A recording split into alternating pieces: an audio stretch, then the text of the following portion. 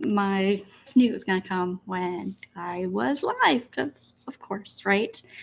All right, so we're diving back into my art print show here.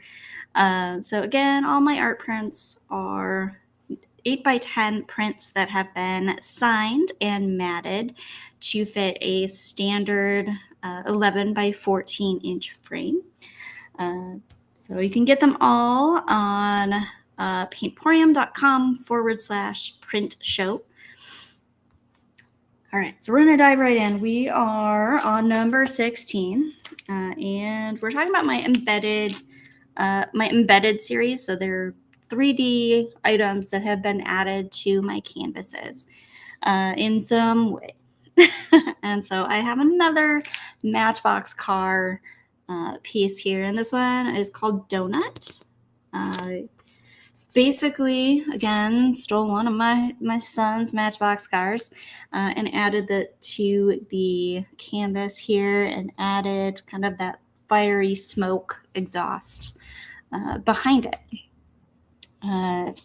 Basically, I tell my son anything that he doesn't use in like a year is fair game for me to make art with. So it kind of encourages him to play with, all of his things, but at the same time, it kind of helps give new life to some of the stuff that he doesn't use anymore.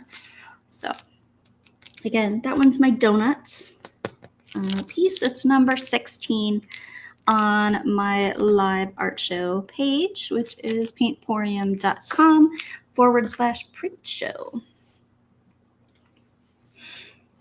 All right, let's see. I'm going to skip to number 18 and then go back to 17 because 18 kind of goes along with the, I'm stealing my son's toys. In this case, it's Lego.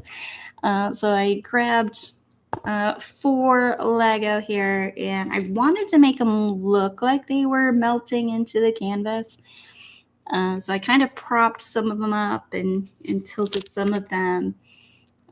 This was another one that was really, really popular at art fairs, and it ended up selling the first day that I had it out on display. So I think the nostalgia is there for Lego.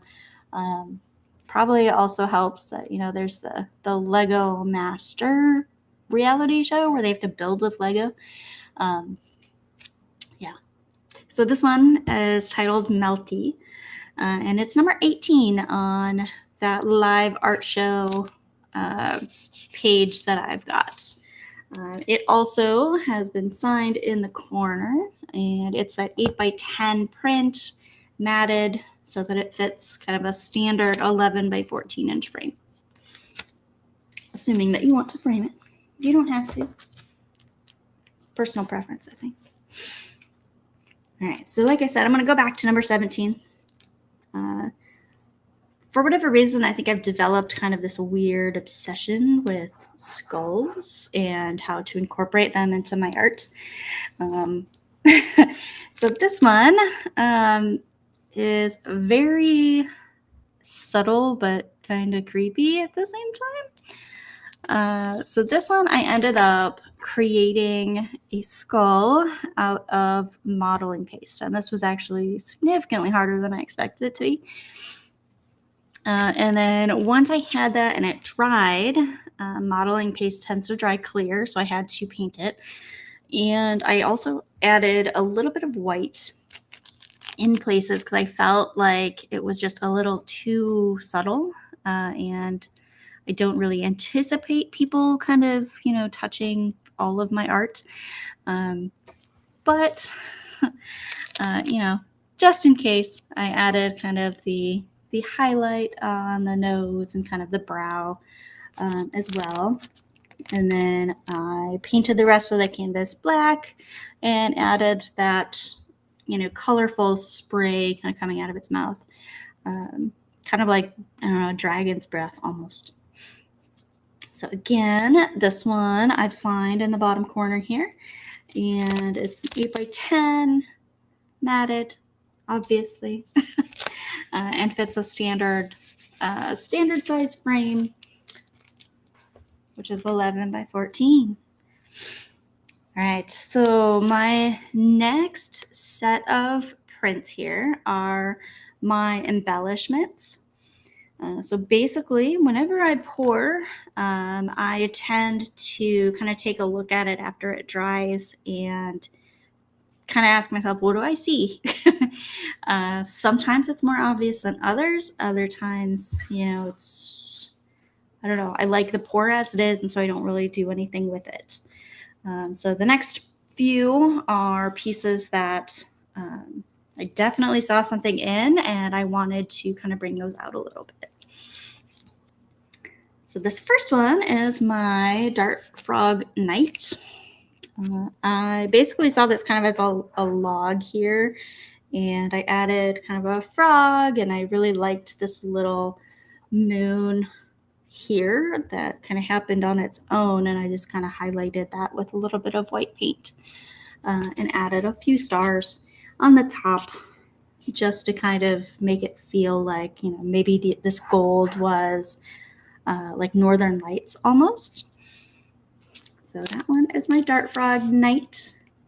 Again, it's an 8x10 matted. It is signed down here in a gold marker. And this one is number 19.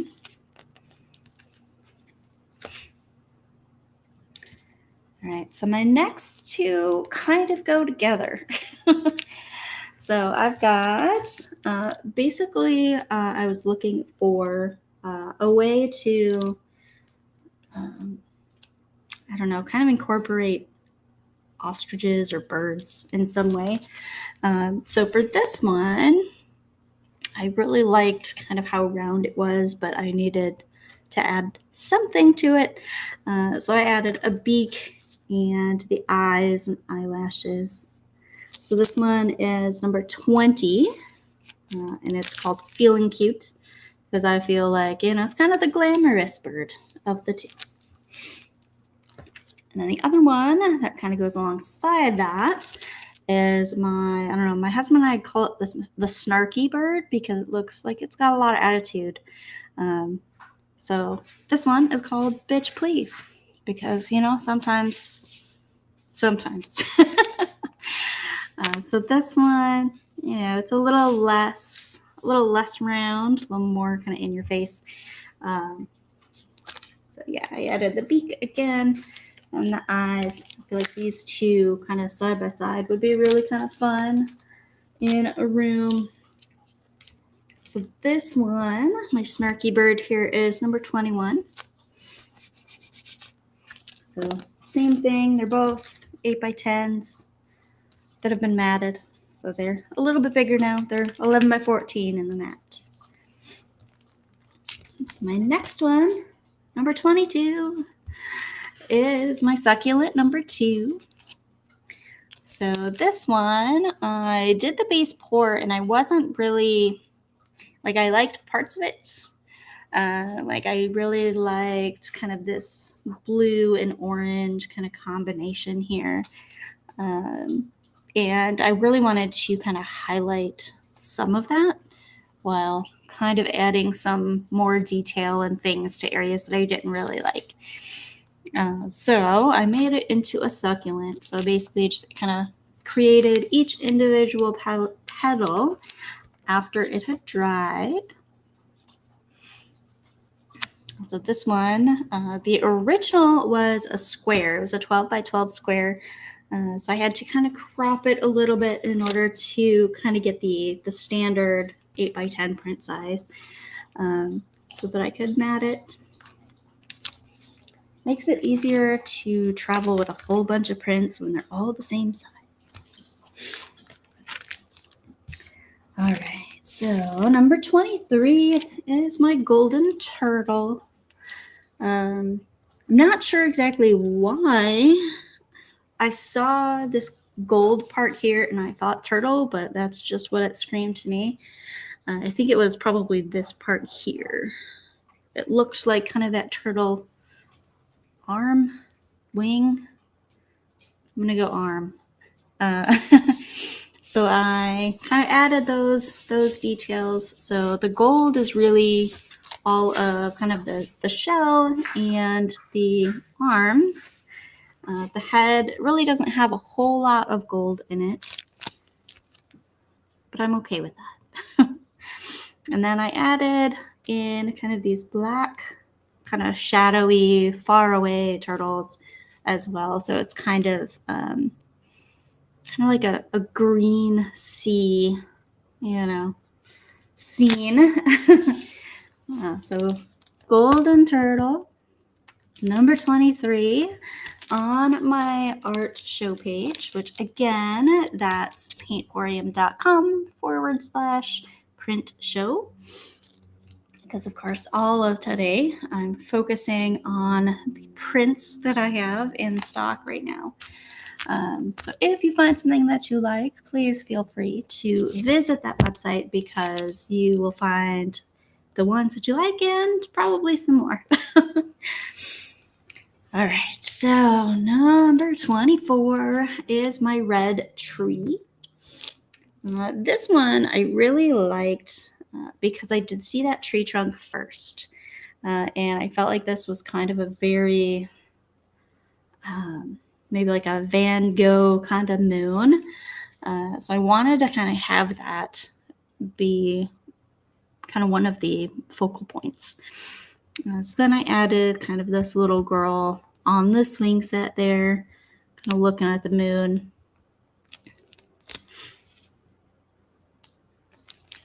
The top part was rather hard to make the branches kind of work out with the tree line, so I had to kind of work on those a little bit. But again, this one is my red tree. So it's number 24. All right. Next is another embellishment that I did, and this one will be the last one of my embellishments. So this one is my colorful kitty, and I envision this to be a cat, but a lot of people have said that it looks like other animals. Like some people have said that it looks,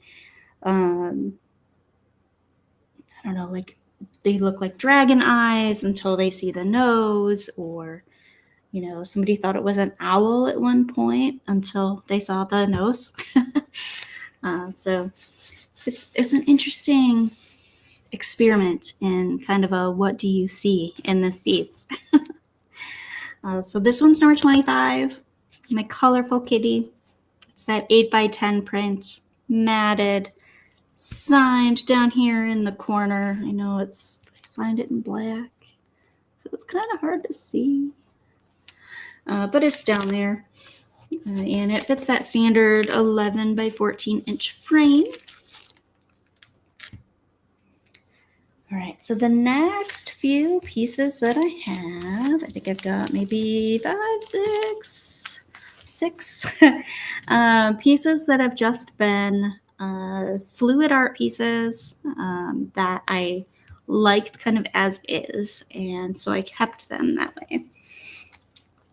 So this piece I've called Pink Floral because I tend to see kind of this flowery shape. So if this area up here was kind of the center of the flower, there would be a bunch of flower petals down here. And kind of this dark area here to me looks a little bit like a stem, and maybe there's like a leaf right here and down here. So that's why it's called that. So again, this one's signed as well.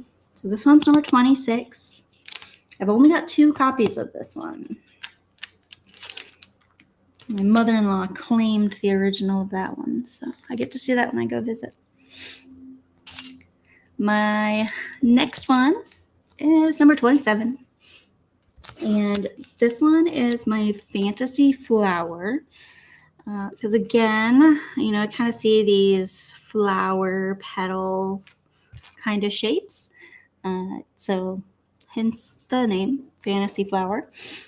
I guess you could also say that maybe there's like, I don't know, maybe a butterfly or a fairy and there's a wing.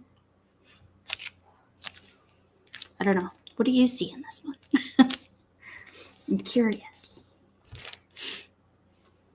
So this one again, Fantasy Flower, number 27. All right. My next one here is essentially one of the first very big paintings that I ended up doing. So this one was, I think, a 40-inch by 25-inch painting. So it took, I think, 6 full solo cups of paint in order to actually cover the whole canvas, which is a lot of paint. So it actually is mostly blue, white. There's a little bit of black in here and some gold in there as well. And this one I've signed down here in gold. But you can actually hang this one any way you'd like. I mean, aside from my signature, that's literally the only thing that's kind of determining which way to hang it. I kind of like it this orientation, but other people,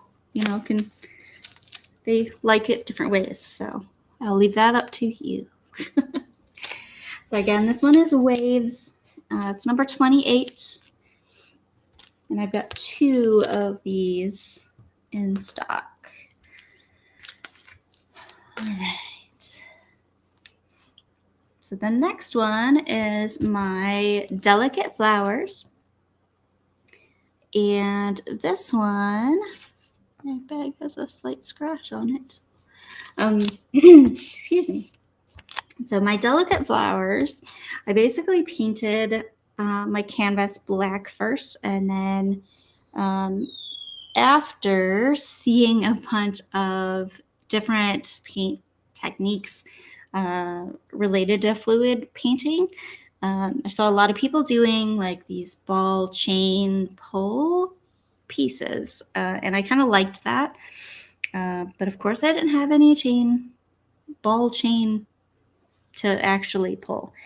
So I ended up using like nylon thread instead, because I also crochet from time to time. So I had some nylon thread around. So I used what I had. So I kind of created some S's and some different shapes and kind of pulled. So I created this, I don't know, this piece reminds me very similar of like just a couple strands of flowers. And I really liked how delicate and fragile it looked, which is why I left it kind of mostly black, because I felt like it highlighted that sentiment of fragility. So I've got that one. So that one's number 29. So we're moving right along. I think I've got 38 total. All right. So my next piece is Under the Water. So this one is number 30.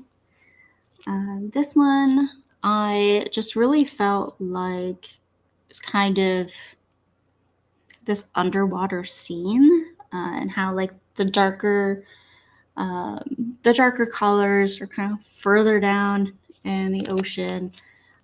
But then you might have kind of these waves that kind of go through there. So I really just gravitated to like that water theme. Plus blue is my favorite color, so you'll find it a lot in my work. It's supposed to be calming. Yeah, it is what it is. So again, this one is mostly shades of blue. There's a little bit of green and some gold through there as well, but it's mostly shades of blue. So again, this one's my Under the Water. This one's number 30.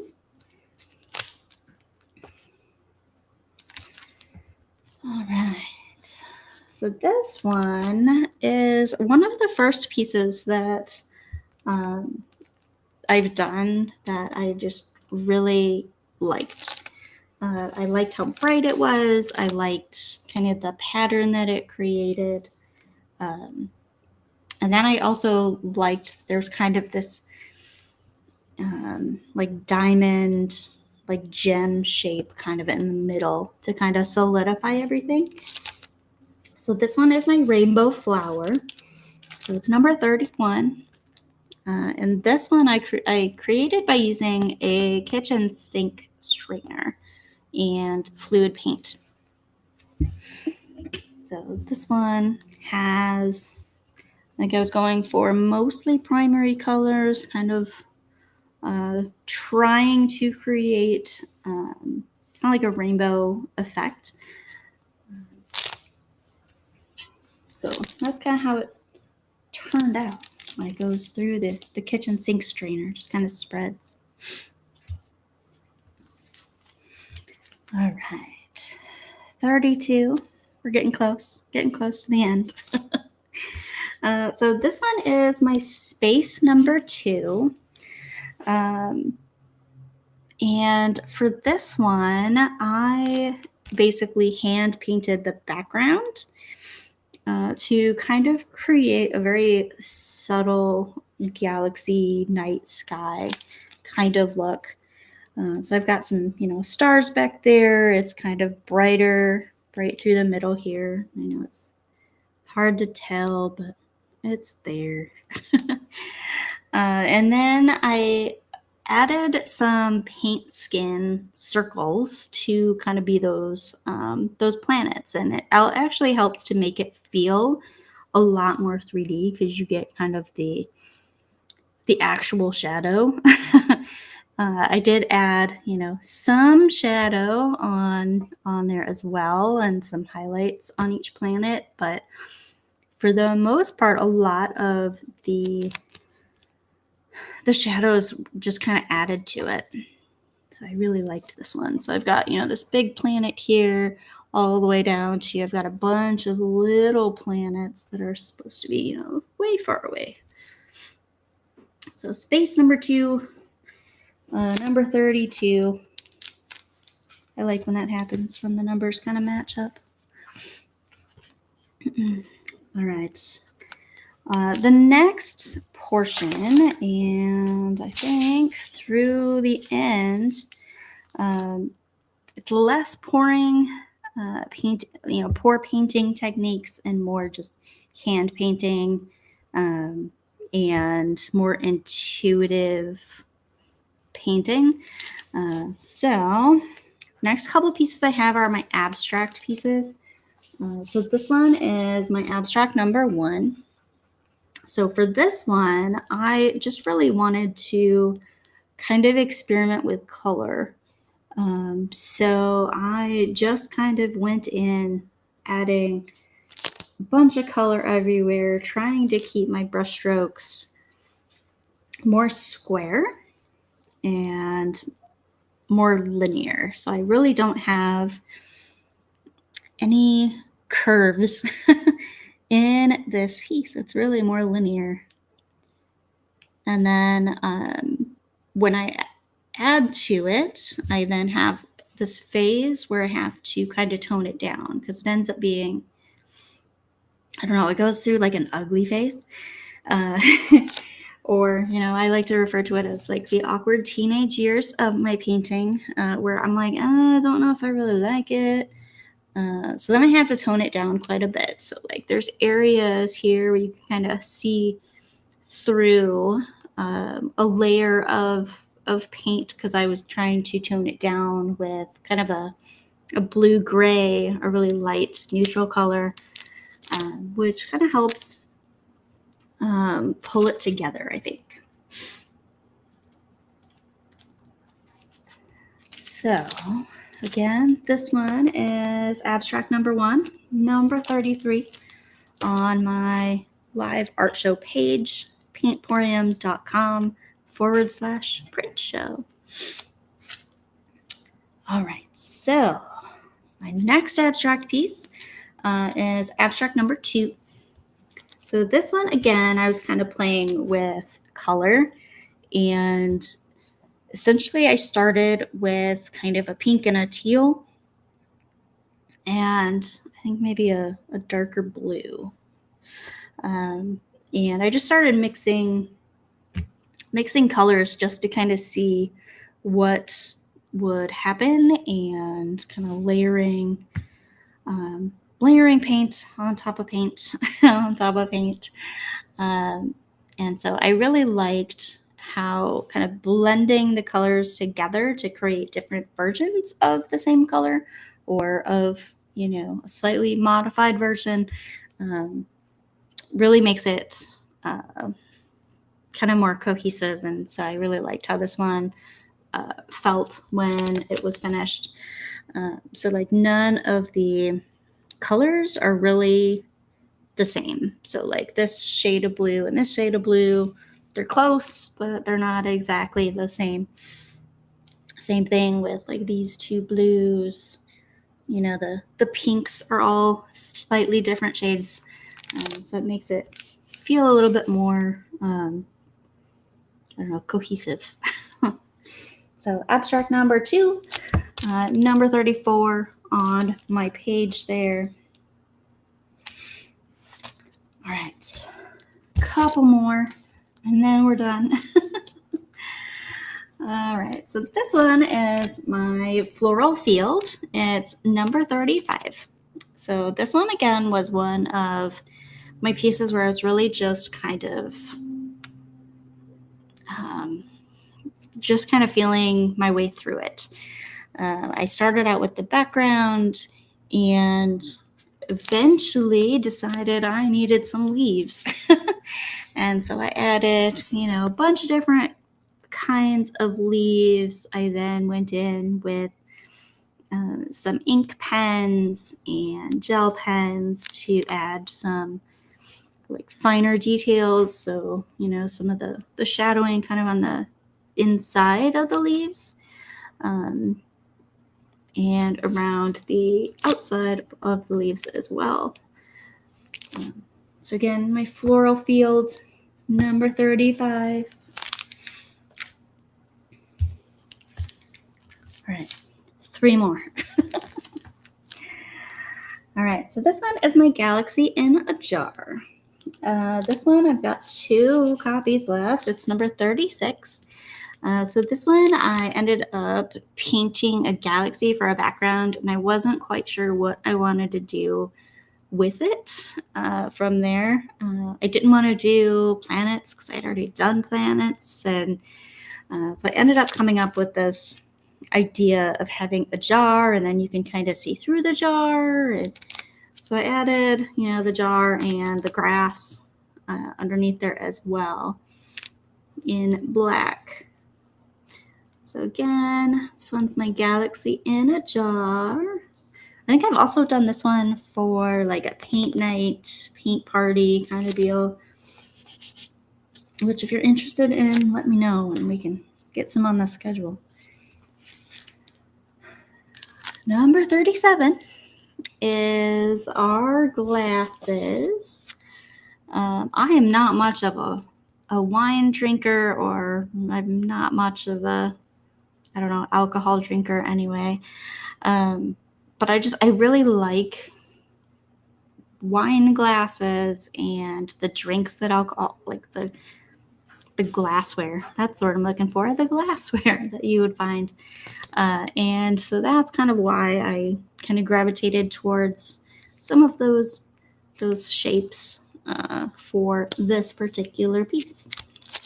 So this one is number 37, and it's called Our Glasses.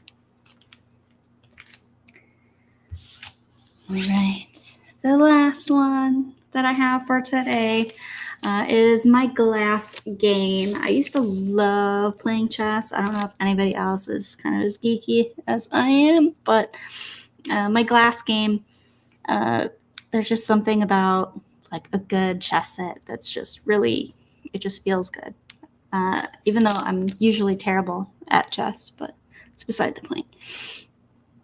So this one, I ended up kind of creating that checkerboard pattern, and I knew that I wanted something game related, and so I was kind of experimenting with, well, how how would these look if they were made of glass.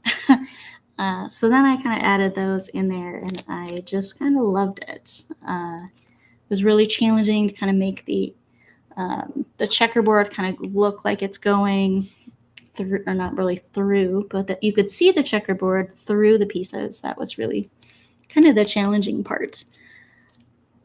So again, this one is my glass game, number 38. It is also signed down here. It's signed in black again. I really got to switch that up. So I might re-sign this one so that you can actually see it. But all of my pieces are signed. They're all 8x10 prints that have been matted onto white mat board. I can remove this. So it's white mat boards. You've got that backing.